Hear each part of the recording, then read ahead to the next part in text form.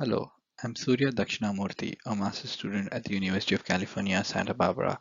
This is my final project presentation for CS 180, where I've built a path tracer.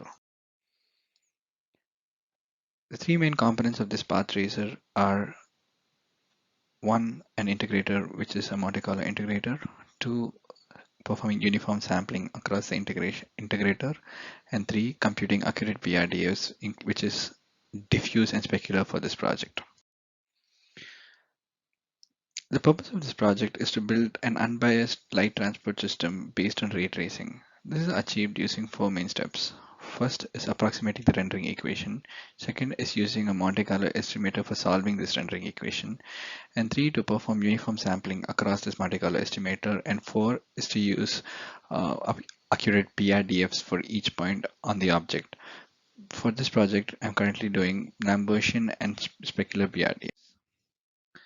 So the rendering equation, which gives the radiance of light at each point of an object, which is given by the incident light on the object and computing the reflectance at each point on the object.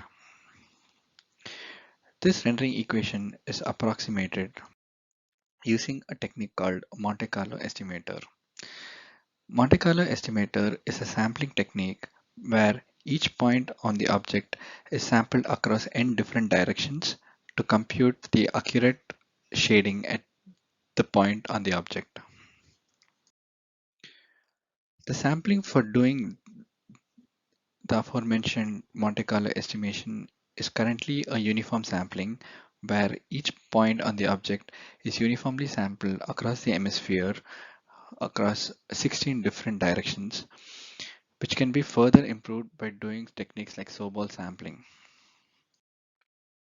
The BRDFs computed in this project are two main BRDFs. One is purely Lambertian, which is a diffuse BRDF, and second is a perfectly specular BRDF, which is approximated using the Phong reflectance model.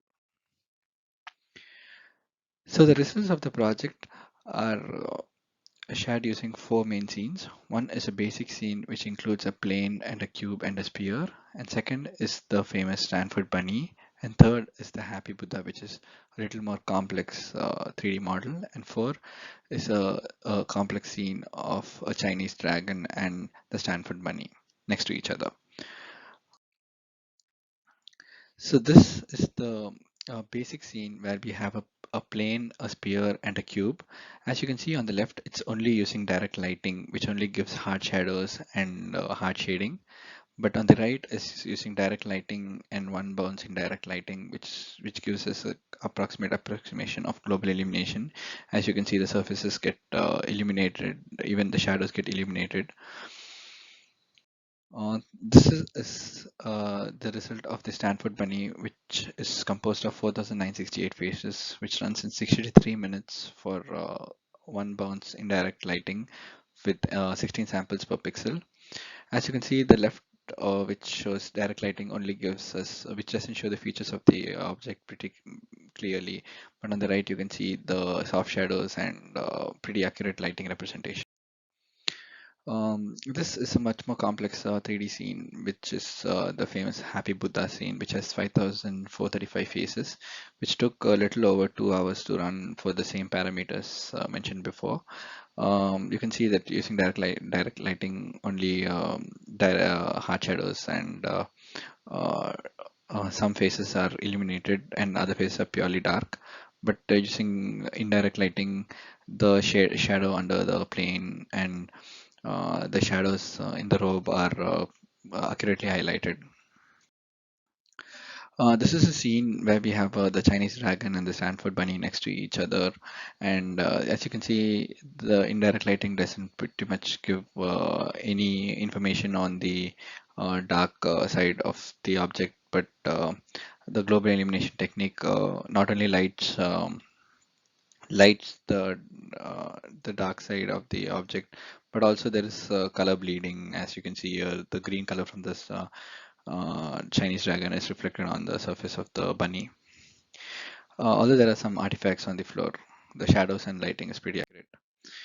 So The path tracing technique is able to achieve some important things which ray tracing could not achieve, which is color bleeding, soft shadows, and this is an unbiased technique, unlike the ray tracer.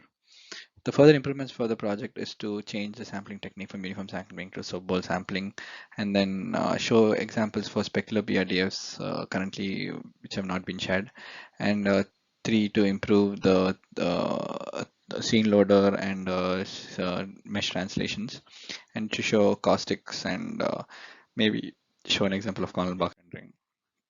The resources used for this project include a block from Scratch a Pixel, previous assignments from CS180, and the 3D data from Megware Computer Graphics Archive and Stanford 3D Scanning Repository, and also tested from some STL and OBJ files from Free 3D and STL Finder.